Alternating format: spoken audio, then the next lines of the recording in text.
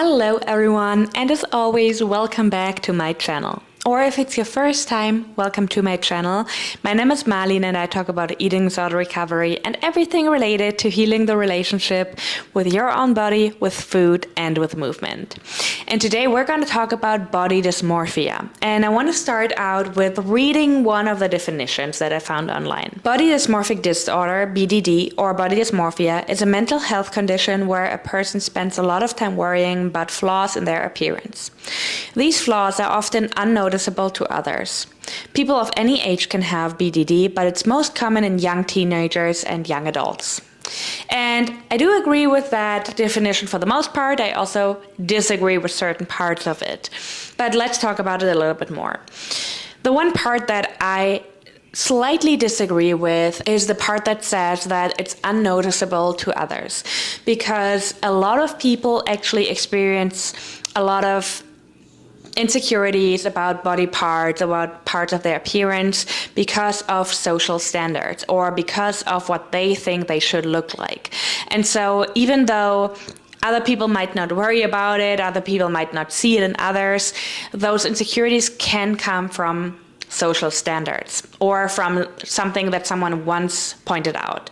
I, for instance, was a very insecure teenager. I constantly thought that I'm not enough, that I'm not good enough, that I'm not pretty enough.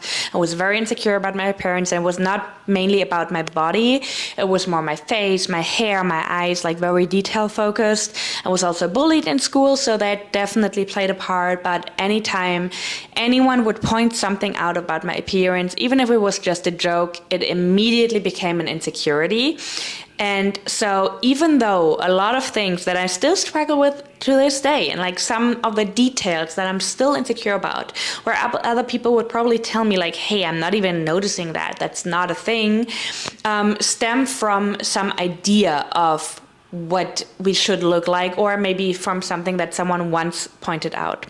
The other part, and I think that definition did a good job of saying, okay, well, people of all ages, and I would also add all genders, can experience body dysmorphia.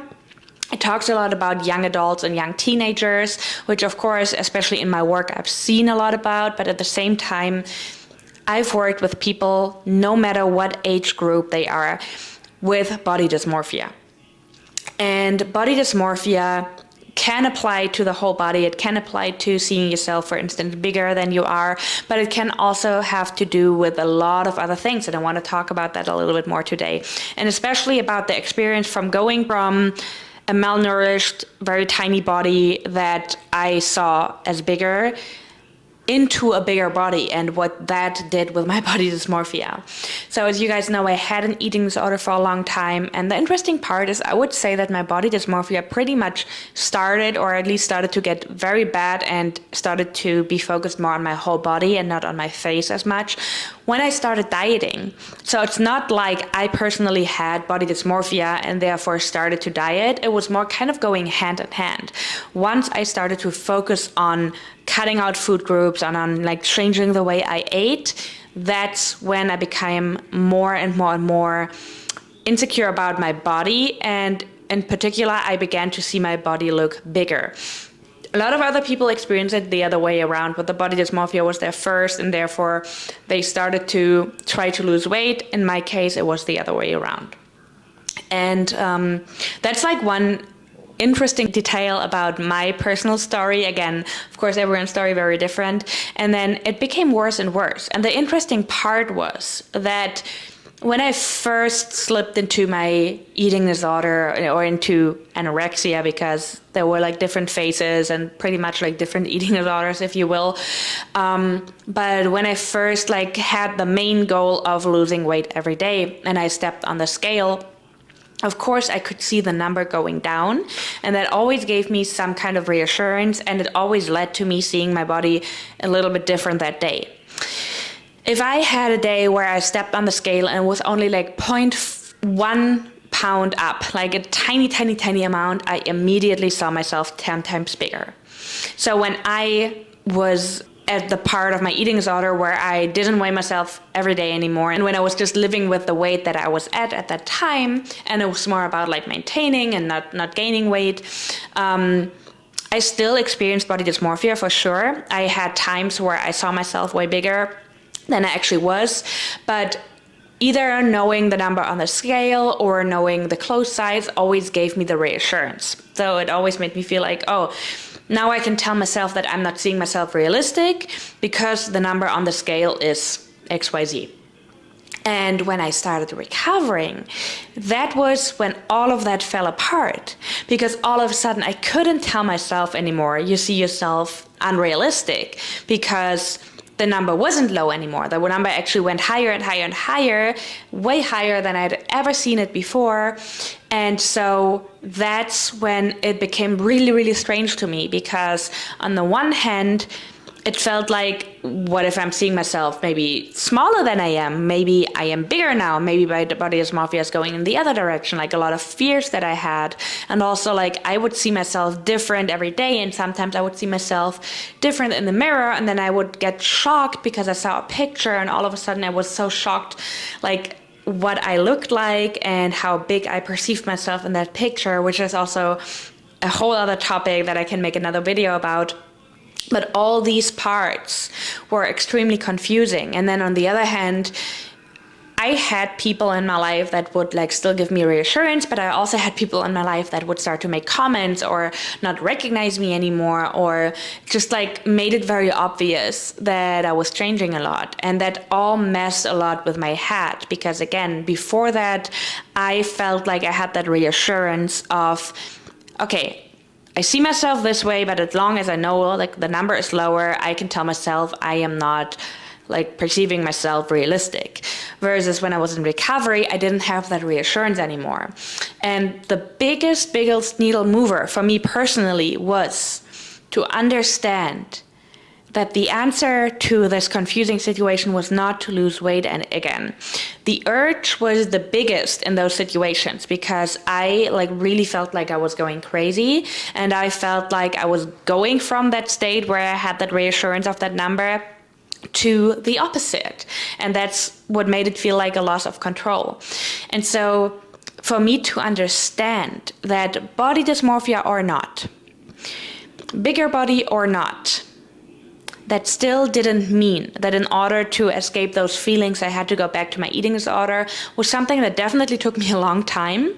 And it was also something that didn't happen overnight. And it took me several years to get to the point where I could be okay with my body again, and where I could also understand, well, I might perceive my body like this on one day and on that on the other day, and maybe neither of them is super realistic, but also we have to understand that a realistic perception is nearly impossible.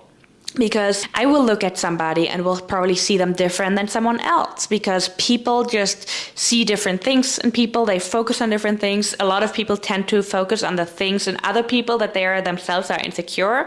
So let's say I am a person that's insecure about their nose. I might see other people's noses more, and then I might focus on the people that I am jealous about because I think that their nose is better or prettier. That is something that we see a lot in insecure people. And also, I will definitely see some people different than other people will see them, because again, perception in itself is never objective. It's always subjective, because there's always a person behind it. And so putting all these puzzle pieces together and not only understanding it, but really getting it to feel it, took me such a long time. And I'm not gonna lie, like I still to this day sometimes don't really know how to perceive myself, because on the one hand, I am working on not making my body a focus as much anymore, and I'm working on educating other people about that, or also showing parts about my body that by society are not seen as pretty or as perfect, or normally we as women are taught to hide those parts, and I'm making it a point to show those parts in videos. But of course, even that sometimes can lead to that I'm not really sure. Like I have days where my mood is low and where I didn't sleep well, and I look in the mirror and I really don't like what I see. I just want to be very honest about this. It's not like I love myself every day. And on some days I might be harsher to myself. And when I talk to my boyfriend, he would not agree, and he would not even see those flaws that I am seeing. But I also know that a bunch of this actually has to do with my overall mood, with my sleep quality, with my cycle, but also how stable I am in that moment mentally. And when I am in a phase of a lot of stress, and I'm a person that tends to get down on themselves and that tends to just like always want to be better and want to do more. So when I'm in a phase where I'm already down on myself, I also tend to be way harsher about my appearance, versus when I'm more relaxed, when I'm a little bit more balanced, and when I feel like everything is fine, I'm not as stressed, then I also perceive myself nicer. And all these things were definitely a learning process for me. And I know that body dysmorphia has way more detailed outcomes, or also like ways of showing up. It can also have a lot to do with dissociation and with so many other things. I'm not trying to say it's that simple and that easy. I just wanted to share my story because I think a lot of people, especially with changing bodies in recovery, can learn from that, or can maybe just resonate. But also, if somebody's watching right now and you're still so afraid of going through recovery, this is not to tell you that this will be worse or this will be like a horrible idea. This is just to tell you that maybe you can already start that thinking process of maybe detaching that whole perception thing for a while, because body checking in itself, which normally can make body dysmorphia worse, it's normally there to give us the reassurance, but then it oftentimes makes it worse. Body checking in itself is something that you can already start with. You can already start to kind of detach from that, and to maybe every time you body check, or every time you tend to get down on your body, to like really take it in, like look at it from the lens of somebody who like really wants to become healthy, instead of chasing this eating disorder ideal. I really hope this video helped you guys. Let me know in the comments. I know it's a little bit of a different approach, but again, I'm trying to be very honest here. You might have noticed that recently I've been talking a little bit more about personal experience. This is mainly because a lot of you guys send me messages every day about like sharing more personal stuff, so I want to listen to that. I really hope this was helpful, and I will see you in the next one.